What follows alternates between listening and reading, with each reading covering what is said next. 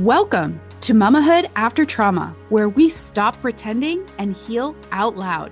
I'm Emily Cleghorn, trauma survivor, cycle breaker, and mama rebuilding from the inside out. If you're ready to break cycles, trust yourself again, and rise without shame, you're in the right place. Let's go. Before we dive in, I want to introduce you to something brand new. If you love the podcast and want a deeper connection to your healing, check out the monthly Peace Pack, a small trauma-informed tool delivered each month straight to your mailbox to help you find calm in the everyday. You'll also get access to our private Patreon community where mamas like you can share, support, and learn together. Sign up with the link in the show notes. Hello, mama, and welcome to this episode of the Mamahood After Trauma podcast. I'm thrilled that you have taken some time out of your busy mama schedule to show up for yourself and tune in to this episode of the Mamahood After Trauma podcast. Today, we are joined by the lovely Katrin. Welcome. Hello, Emily. Thank you for having me. Yeah, thanks for joining me. I'm looking forward to our conversation today. Me too. Can we just get started with you introducing yourself a little bit, sharing a little bit of your story and how you came to work in the trauma recovery space? Yeah, absolutely. So I'm Katrin, and I have 4 kids. Ages, my youngest is 3, my oldest is 17. And my own path to this work that I'm doing today is my own story. Because like in the beginning, for me, motherhood was incredibly hard.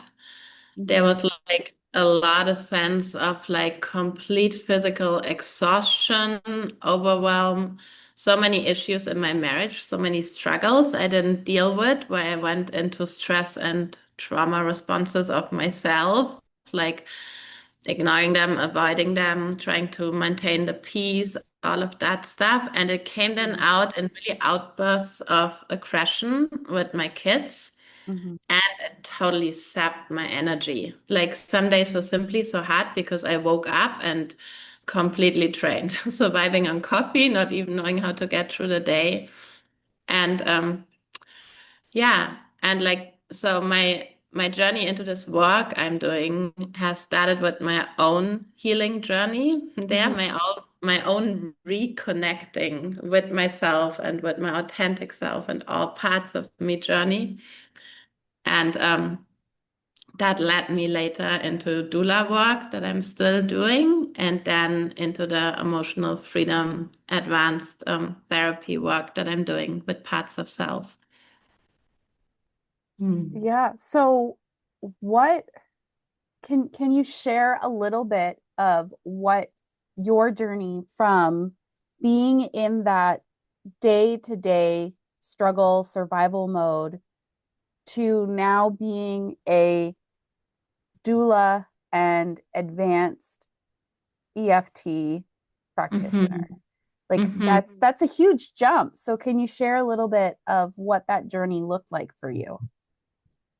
Yeah, I think like the first part of my journey, and I want to mention that because when I think about any mama who listens to this, I feel this is really important to listen, to hear, was like the first step of it was breaking the shame I was under, like telling Mm-hmm. myself, like feeling really shame about that. People would see one thing from me and Mm-hmm. like have a certain image of me, but that wasn't really aligned of what was happening in my life truly. Mm-hmm. And that made everything even only worse because it made this disconnection with myself worse and it drained my energy more and that even caused more of all those aggressive moments. So like my first step was like breaking that shame by finding trustworthy community and women because it's not only about sharing yourself and showing yourself vulnerable and genuinely. it's like about finding the right people to do that with, because it's an incredible, Absolutely. wonderful thing. So my first step was really building that community Mm-hmm. by building friendships and like allowing myself to be fully seen and loved anyway Mm-hmm. and catched and supported. That was the first step. And then I started to work with practitioners that I chose very carefully, who did Mm-hmm. like a mix. Basically, it's very similar to what I'm doing today, just like with slightly different modalities, but a mix of modern psychology and energy models and somatic support. Mm-hmm. Yeah, really recovered there a lot, learned to step out of a lot of patterns, recovered my own power, like stepping out a lot of victimhood. Like at that Yeah. time, it felt a lot like the problem was feeling always it was outside of me. It was like issues in my husband and so on. And that's partly true, but not really. Like the problem was also completely how I responded to it and like this Mm-hmm. victim place I was holding. And like one thing that really helped me in that time, and I also want to mention that because I also think it's of value. There was this one day where I had gone for a run at the beach. As you know, I'm living in the tropics. And like it was a really bad day and I was really feeling not good. And on the way back, I had sat down on this rock that I'm called my prayer rock. And I had like prayed about it all. And I opened my eyes and I saw those two pelicans playing in the waves. And I kept watching them and thinking it's crazy. They're just enjoying themselves. They're just Yeah. enjoying the waves, the moment, each Mm-hmm. other. They're just in joy and pleasure. And I kept trying to figure out what's the purpose of that game they're doing. And then I really felt like the spirit telling me, follow the joy. This is the purpose. Follow where the joy is, Mm-hmm. where light, where there's pleasure. And I mean, of course, there's parts in our life where things have to get done. Kids Yeah. have to get fed. Like you need to clean your house at any point and wash your dishes. But like I really made it my inner guidance, my inner Mm-hmm. compass was set on find and follow the joy, the things that bring you joy, that bring you to feeling alive and good. And like that was also a really important, big element Mm-hmm. of like getting to the place where I'm at today, where I truly can say, like, I have such a beautiful relationship with all of my kids, also with my Yeah. oldest son, where so much damage happened. And he's 17, and people think teenagers are horrible, but I think teenagers are the coolest thing, I really not only love him, I like him. I'm having a great time with him. So, yeah. Yeah. So first you mentioned community. And Hmm. I've said this on many, many, many episodes of the podcast, and it's part of the whole purpose for the podcast is Yeah. to create community because your trauma brain will tell you that you're alone and that Yeah. you need to be alone because nobody else could possibly understand what you're going through. But that Yeah. is that is not true. Mm-mm. It's in community, like those safe communities Yeah. where you are held and cared for and seen and validated, Yeah. where healing happens. Yeah. Yeah. So much healing because we so in those, and I think it's so important to mention it over and over that it has to be a safe community, a Yeah, safe space, a safe center. And like when I do one-on-ones and people tell me, I don't know, I have an issue of showing myself, I'm always telling them, well, it's also a wise thing not right away to show everything of yourself. You want to kind yeah, of also feel it out, what's safe and what's not safe. But as soon as it is safe, it's like it has so much power because you're also going to mirror yourself Mhm. in the other. You're gonna break things open for each other. You can empower each other. You can Yeah. remind each other of your beauty, of your strengths, of who you truly are. Yeah. Yeah, Yeah, and then the other thing that you mentioned was finding the joy and following that. And for for us as trauma survivors, that is a yeah, muscle that we have to learn and yeah. strengthen because for so long, Hmm. when you were living in your trauma and in survival, your brain, I think it's just human nature to pick up on all the things that we lack or we don't have, or the things that are bad that are causing us stress and turmoil, Yeah. instead of focusing on the things that bring us joy, the things that bring us happiness. And I Hmm. think for trauma survivors, I know it's true for me, sometimes focusing on the hardship and, pardon me, the Bless you. negativity is one way that you protect yourself. Yeah. Yeah. Yeah. I was just, as I listened to you, I was just thinking it's very inbuilt to do that. Yeah. One, like that's kind of what we had to do as humans to survive, to focus on the Yeah. danger and on the bad things to keep us alive. So it's there, but also um, it's something we have gotten so used to, Hmm. as you're saying, like because it was safer to do that. I Yeah. mean, especially when you live through really prolonged trauma or really Hmm. intense trauma, it's true. It's a true experience you had that this was the safest to do. So of course your nervous system and your subconsciousness, Yeah. who always wants to keep you safe, wants you to stay in that.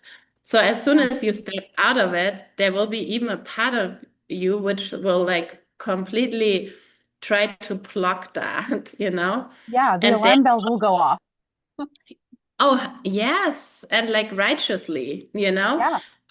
really often um that is not the truth anymore, No. like it's like safe for you now little by little to reclaim the joy and the good things, or like even at the end of the day to celebrate what went right and not what Yeah. went wrong, even like to follow with that example I gave from my personal story is even if you lost your marbles on your kids and you did act it in a way how you didn't want it to celebrate how much more you were able to stop yourself, or like how quick you were able to go into repair and really ask Yeah. forgiveness and really own it and like take the guilt away from your kid. And it wasn't like what you did. It was like my exhaustion, my tiredness, my overwhelm that caused me to react that way. And I'm owning that and I'm sorry for that. Like, and to celebrate that Yeah. that good thing that happened, or all the moments where you maybe also felt triggered, but you felt that inner freedom to choose how you want to react, and you stayed connected with yourself and what's going on in yourself and in your body, and you came to that place where you really Yeah. genuinely were able to connect with your child and see their own little, being lost in their own little story and neediness. So yeah, Yeah. it's really a journey to get there, and Absolutely. it keeps being a journey. It's Yeah. still a journey for me. I mean, just To this me morning too. I had on one of my kids, because I lost track of time and like she flipped out about it because she was worried to come too late to school, and her flipping out blocked my ability to think clearly what I need to get together. And I totally talked to her in a way how I rather wouldn't, I told her, be silent now, just stop it. But like in a way, not that it's not okay to say that, but just the way how I talked to her didn't felt right. So it still happens. And it's Yeah. okay, but it's like so much more less. Hmm. And I have such more awareness of how to, one, not even get myself into the situation, and two, when I'm in the situation, to really stay connected with myself, Yeah. with empathy and kindness, and like feel what's going on so I don't go into that stress response of mine. And if I do, then to really quickly turn it back into repair, you know? Yeah. Yeah. It's not so much about never getting triggered ever again because we're human. We're human. Yeah. It happens. It's about building the resilience and the Mhm. toolkit so that you have what you need to repair and Yeah. not necessarily focusing on, hey, I was triggered today, but hey, I repaired today. Yeah. I was triggered Yeah. and I repaired. Yeah, completely. Completely. And I also really see like this one more thing happen when you really do this journey that I did, and that is that yeah, it's totally not about perfection. That would be a total other trap we can go into, and it will definitely bring you to triggers. But at the same time, like you do really create another freedom inside of you to that where the same situations are less triggering to you, and or where you have this other inner spaciousness to stay in connection with yourself and to choose how you want to react.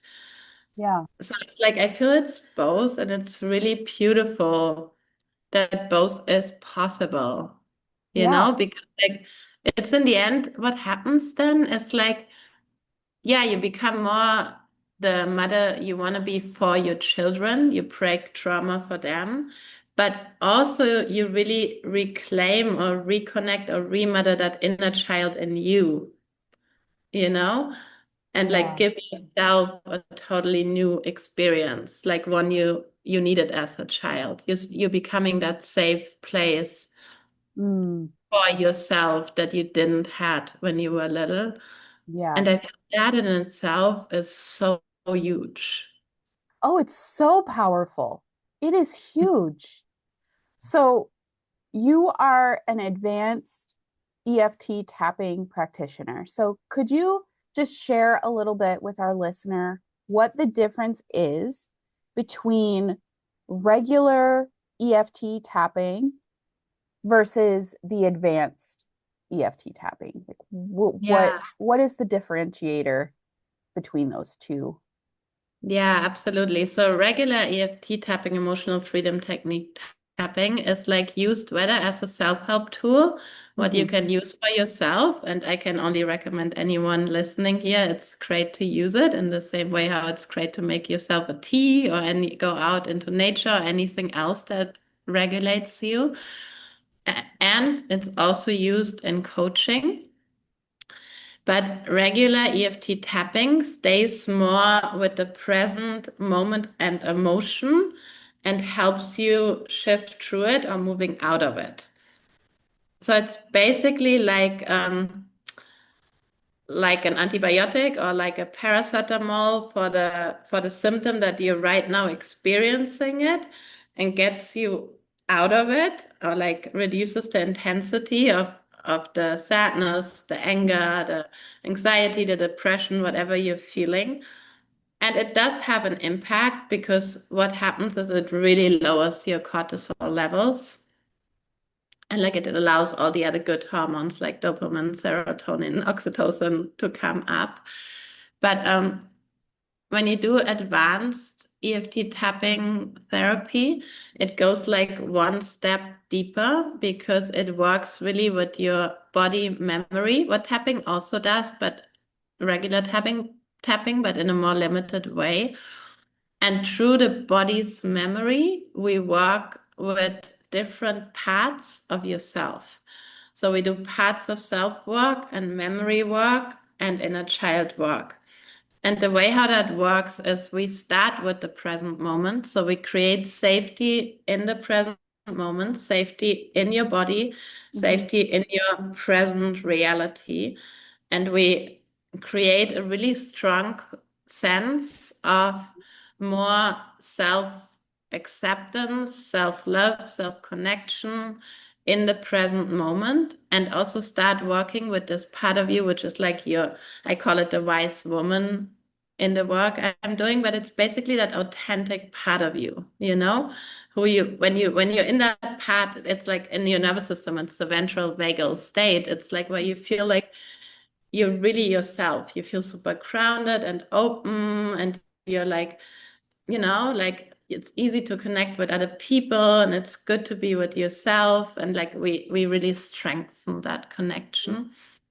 And then by working with, so normally when we start working, the woman tells me what she wants to shift. We set a clear intention where we want to get.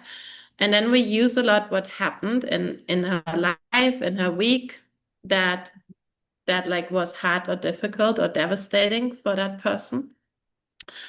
And then by doing that, we start to connect with the part of you that has showed up in it, Like if it was a lot of anxiety, we work with that anxious part. If it was like depression, with the depressed part. If it was like a lot of anger outburst, we work with that angry part. And like sometimes it gets us right away to like inner child memories. Sometimes it's memories from another time in your life where traumatic things happened. But normally it roots back to child work, except for a few exceptions. And sometimes we start with doing part work. So it would be like a protector part, like actually that like feeling of anger is protecting you from feeling the sadness that's under it or whatever. So we get there as well. And then we really reclaim those parts by loving on them, getting to know them, giving them what they needed, what they didn't have when you grew up, and like little by little resourcing them. So we reconnect you with it. Basically, what you stop doing is telling that part of you, that little part of you, to stop.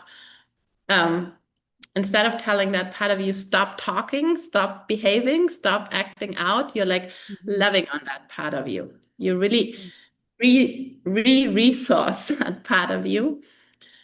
And through that, it is so beautiful what happens in the life then afterwards, because like that inner freedom that I mentioned before starts to appear, So in that same moment, there's suddenly this other connection and a totally new freedom to choose how you want to respond and act, way more capacity to really be empathic with your child. Because if you become okay with your own aggression of anger and frustration and overwhelm, then you're suddenly also way more capable of handling that in your kids, Absolutely.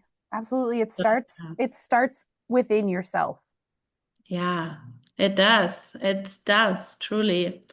And then the other thing that happens to it is like that, because all our responses, fight, flight, like which is aggression or running away, like freeze, like just like feeling we can't do anything anymore, like people pleasing, which is the fawning, they're all healthy responses. There's nothing wrong with them. We don't want to be calm. We want to be able to feel what we're feeling. We do want to able to respond. They all serve us, Like if someone attacks my child or a dog comes like and attacks my child, I want to feel aggression. If I see like something dangerous coming, I want to grab my baby and run, It's a good response, like all of it, even the fawning, the freezing. But what happens for a lot of us who have lived through trauma in our childhood is that our stress baseline is way too high or way too low. So even when those reasonable reactions and triggers are over, we are not able to go back to this really relaxed, open place. And because of that, we get really exhausted, And when we're exhausted, life is incredibly hard, especially when you're a mama. Absolutely. Yeah. And it Yeah. can take you days or weeks to come back down after a Yeah. really triggering event. Exactly. It's And like so hard. yeah, it sucks the energy right out of you. Fully. And I had that so much in my early years of my motherhood. Something happened and I literally felt someone has pulled my energy plug. Yeah. Like like a bathtub was run empty. Hmm. Like my inspiration was gone, my energy was gone, my creativity, my vitality. I usually back then I got sick a lot with bladder infections. So it just like right away translated, you know? And like when we do this deep work, like our stress line gets more lower or higher, depending what we need. But it becomes more to a place where we more easily can return to that ventral vagal authentic state, this connected place, you know, Hmm. where we feel good. In the end, it's that we feel good. We feel connected. We're okay with who we are. We're okay with our imperfection. We feel enough. You know, we have confidence, trust. Yeah, thank you so much for sharing the difference between regular EFT tapping and the more advanced EFT tapping. And so, one of the things that I love to do at the end of each podcast episode is Mm. have my guest share one or two action steps that our listener can take with them from the episode, all in an effort to make healing accessible for everyone, regardless of their financial situation. So, Yeah. what two action steps, healing action steps, would you like to share with our mama? Because Yeah. we talked about many. Yeah. I love it. Well, I think aligned with what I would say, one healing action step that I would like to suggest any beautiful mama who's listening right now to do is to grab a piece of paper and pen and make a list. Write down 10 things that make you feel while you do them and give you joy. So that could be like a nourishing meal, a conversation with a trusted friend, like Mhm. maybe, I don't know, whatever it is for you, you know, for me, it would be a beach walk, reading a good book, like whatever it is for you. And then make a second list of 10 things that make you feel good after you did them. So on that list for me would be like organizing and decluttering any area of my house, like cleaning my house, you know, I love a clean house. There would be like lifting weights, like making, you know, whatever it is, put like those 10 things on each list and Mhm. commit to doing one of those things daily from each list. And when you did, I want you to super celebrate yourself. Mhm. And when you didn't, I want you to be kind to yourself. Like, I want you simply to be like, if I could have, I would have. And tomorrow is a new day. The new sun comes up. I mean, the same sun, but it comes up newly again. And just give yourself another chance. Do it again. And Absolutely.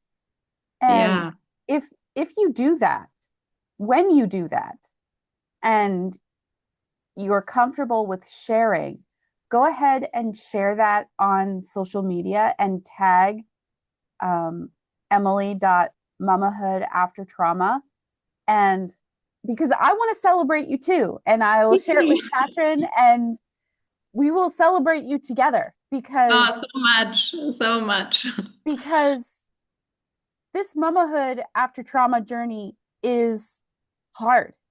It's And so, it's one that unless you're a mama doing the healing work and putting one foot in front of the other every single day, you don't really understand what motherhood after trauma really looks yeah, like.